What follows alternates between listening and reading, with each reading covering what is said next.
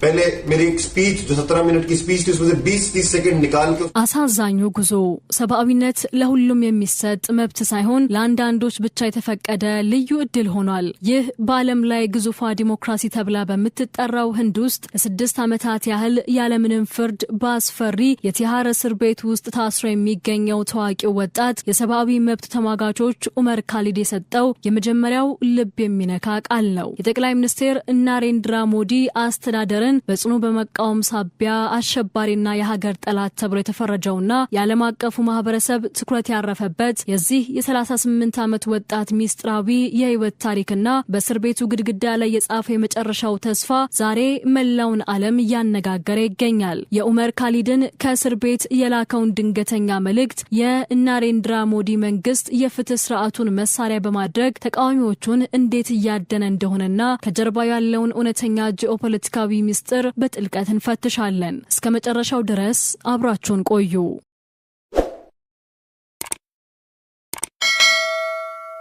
ለእስረኛ ቁጥር 626714 ወይም በመላው ህንድ ስሙ በከፍተኛ ፍርሃትና አክብሮት በሚነሳው ወጣት አክቲቪስት ኡመር ካሊድ ህይወት ውስጥ በእስር ቤት ግድግዳዎች መካከል የሚገጥመው እጅግ አስከፊና መንፈስን የሚሰብር ሰዓት የፀሐይ መግቢያ ነው። በኒው ዴልሂ እምብርት ላይ የሚገኘውና በጭካኔው እንዲሁም በጨለማ ታሪኩ ስሙ የሚንቀጠቀጠው የቲሃር እስር ቤት ጠባቂዎች በሺዎች የሚቆጠሩ እስረኞችን ከየጠባብ ክፍሎቻቸው አውጥተው ወደ እርጥበታማው ና ወደማይመቸው የውጭ ግቢ በሚገፋቸው ጊዜ ያ የማይቀረው የጭንቀትና የብቸኝነት ማዕበል በኡመር ነፍስ ውስጥ መነሳት ይጀምራል። ነገር ግን ይህ ወጣት በቅርቡ ከአእምሮ ጋር ሲታገል አንድ የሚገርም ታሪካዊ እውነታን አገኘ።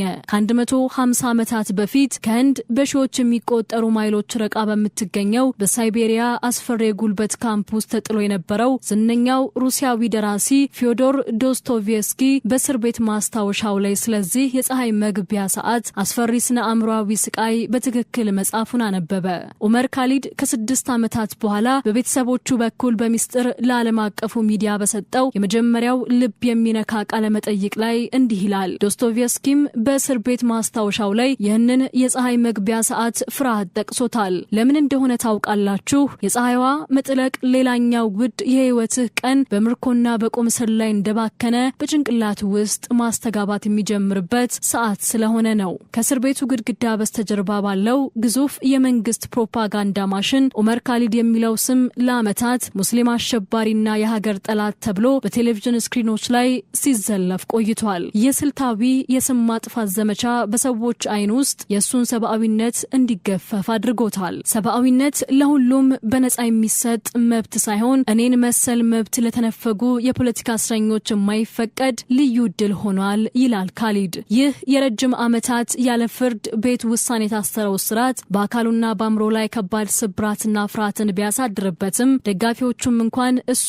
እንደ ማንኛውም ሰው የሚሰማው የሚፈራና የሚሳሳት ደካማ የሰው ልጅ መሆኑን መርሳታቸው በስር ላይ ሌላ ስነ አእምሮአዊ ጫና ፈጥሮበታል። ሆኖም ግን ይህ ሁሉ የፕሮፓጋንዳ ጅራፍና የነፍስ ማዕበል ለፍትህና ለእውነት የቆመበትን አቋም ቅንጣት ያህል ሊያለዝበው አልቻለም። ስለ ኡመር ካሊድ ህይወት ያሳለፈው የዩኒቨርሲቲ የፖለቲካ ንቅናቄና የህንድ ዲሞክራሲያዊ ፈተናዎች ዙሪያ የተደረገው ሰፊ ውይይትን ለመረዳት ከኡመር ካሊድ እስከ ሻርጂያ ኢማም በሞዲ ህንድ ውስጥ ሙስሊም መሆን የተሰኘውን የቪዲዮ ውይይት መመልከት ይቻላል። ቪዲዮ በቁም እስር ላይ ስላሉት አክቲቪስቶችና በሊበራል ማህበረሰቡ ዘንድ ስላለው የተለያየ አቀባበል ጥልቅ ግንዛቤን ይሰጣል። ኡመር ካሊድ ያደገው በኒው ዴልሂ ጃማያ ናጋር በተባለ የሙስሊም ማህበረሰብ በብዛት በሚኖርበትና ከፍተኛ ማህበራዊና ኢኮኖሚያዊ ጫና ባለበት አካባቢ ነው። ገና በልጅነቱ የህንድ ናሽናሊስት ፖለቲካ ማህበረሰቡን በሃይማኖት መስመር እንዴት እየከፋፈለና ሙስሊሞችን መብት እያጣጣለ እንደመጣ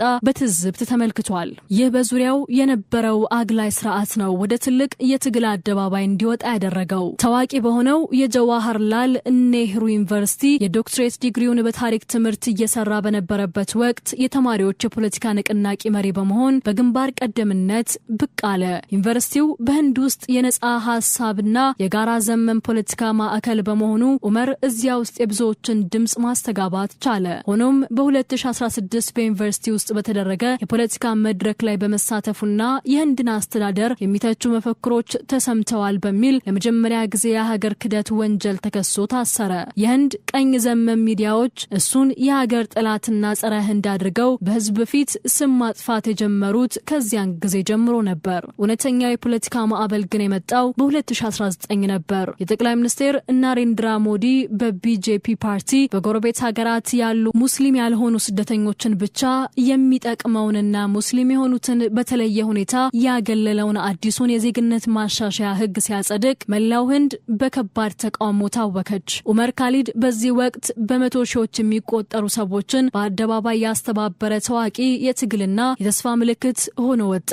በንግግሮቹ ሁሉ ሁከት እንዳይፈጠር በከፍተኛ ጥንቃቄ የሚሰራው ካሊድ ለጥል በጥል ለጥላቻ በፍቅር እንመልሳለን፣ በህገ መንግስቱ መሰረት መብታችንን በሰላማዊ መንገድ እንጠይቃለን በማለት በሰላማዊ መንገድ ቢታገልም የመንግስት የደህንነት መዋቅር ግን ሌላ ወጥመድ እያዘጋጀለት ነበር። በ2020 ዓመተ ምህረት በሰሜን ምስራቅ ዴልሂ የተቀሰቀሰውንና 53 ሰዎች ህይወታቸውን ያጡበትን አብዛኞቹ የሞቱትንና ንብረታቸው የወደሙ ሙስሊሞች የሆኑበትን አስፈሪ የሃይማኖት ግጭት እርሱ ከጀርባ ሆኖ በሚስጥር መርቶታል የሚል ከባድ ክስ ቀረበበት። መንግስት ይህንን አጋጣሚ በመጠቀም በሀገሪቱ እጅግ ጥብቅና አስፈሪ በሆነው የሽብርተኝነት መከላከያ ህግ መሰረት ዑመር ካሊድን በቁጥጥር ስር አዋለው። ይህ ህግ ዋስትና ማግኘትን ፈጽሞ የማይቻል የሚያደርግ በመሆኑ የወጣቱ አክቲቪስት የረጅም ዓመታት የእስር ቤት ህይወት በይፋ ተጀመረ። የዑመር ካሊድ የህግ መዝገብ በዓለም ላይ ግዙፏ ዲሞክራሲ ተብላ በምትጠራው ህንድ ውስጥ የፍትህ ስርዓቱ በፖለቲካዊ ኃይሎች እጅ እንዴት መሳሪያ ሊሆን እንደሚችል የሚያሳይ ትልቅና ህያው ማረጋገጫ ሆኖ ቆይቷል። በሱ የዋስትና ጥያቄ ላይ እንዲፈርዱና ውሳኔ እንዲሰጡ የተመደቡ በርካታ ዳኞች በመንግስትና በደህንነት መዋቅሩ በኩል ያለውን ከባድ ጫና በመፍራት በተደጋጋሚ ጊዜ ቀጠሮዎችን ሲያራዝሙ፣ ሲሰርዙና ራሳቸውን ከችሎቱ ሙሉ በሙሉ ሲያገሉ ቆይተዋል። ፖሊስ ያቀረባቸው የክስ ምስክሮች የተፈበረኩና የሐሰት መሆናቸውን ጠበቆቹ በተደጋጋሚ ቢያስመሰክሩም 6 ዓመታት ሙሉ ያለምንም ይፋዊ ፍርድ ቤት ክርክርና ፍርጃ በስር ማሳለፉ የዑመርን ተስፋ በየቀኑ የሚገምስ ከባድ ፈተና ሆኖበታል። ዑመር ካሊድ በዚህ ረጅም የብቸኝነት ጉዞ ውስጥ ይበልጥ ያሳዘነውና ያስቆጨው ግን የገዢው ፓርቲ ጭካኔ ብቻ አይደለም። በሀገሪቱ ያሉ የተቃዋሚ የፖለቲካ ፓርቲዎች፣ የሲቪል ማህበራትና በአክቲቪስትነታቸው ስም ያተረፉ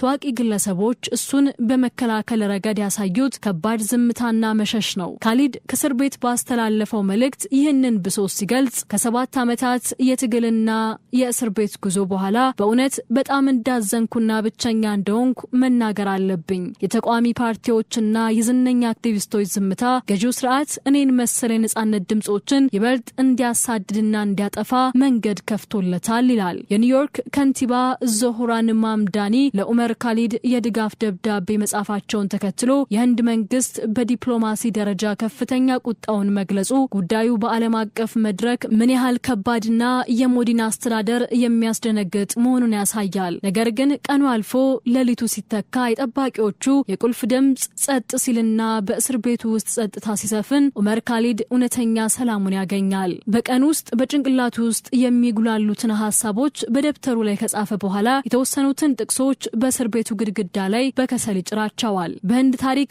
ከእንግሊዝ ቀኝ ግዛት ጋር በጽናት ከተጋደለውና በወጣትነቱ በስቅላት ከተገደለው ታዋቂው አብዮተኛ በሃጋት ሲንግ ምስል አጠገብ ዑመር ካሊድ በእስር ቤቱ ግድግዳ ላይ የጻፋትና በየቀኑ ከመኝታው ፊት የሚያነባት ታዋቂዋ ጥቅስ እንዲህ ትላለች: እኔ በእስርም በሰንሰለትም ውስጥ ሆኜ ሙሉ በሙሉ ነፃ የሆንኩኝ ያ እብድ ነፍስ ነኝ። ይህ ጥቅስ ዑመር ካሊድ በአካል ቢታሰርም መንፈሱና የነጻነት ራእዩ ግን አሁንም ከእስር ቤቱ አጥሮች በላይ የበረረ መሆኑን የሚያሳይ ታላቅ የጽናት መግለጫ ነው። ክብራትና ክብሯን በህንድ የፍትህ ስርዓቱ ውስጥ በፖለቲካ ምክንያት ያለ ፍርድ ለዓመታት መታሰር የዲሞክራሲን ከፍታ ወዴት ይወስደዋል? የዑመር ካሊድስ የጽናት ትግል ለሌሎች ተጽዕኖ ፈጣሪዎች ምን አይነት ትምህርት ይሰጣል? ይጠይቃል። እናንተስ በዚህ አስገራሚ ታሪክ ላይ ያላችሁ አስተያየት ምንድነው? ከታች ባለው የኮሜንት መስጫ ላይ አጋሩን። ይህንን ልብ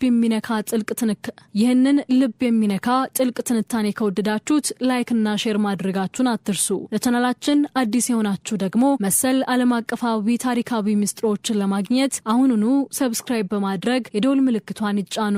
ሰላም ቆዩን።